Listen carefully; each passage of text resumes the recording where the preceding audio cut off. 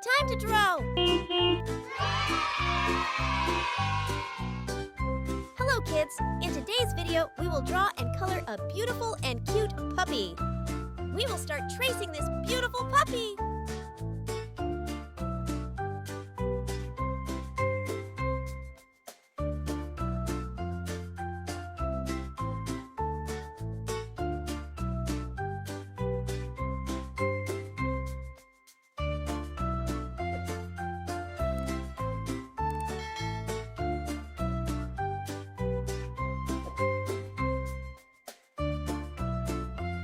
Let's paint his eyes black.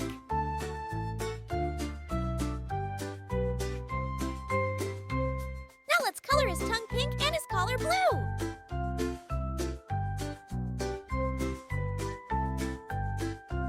For the collar bell, we will use yellow. Time to color it all. I used a more orange-brown, but you can use other colors. Use your imagination.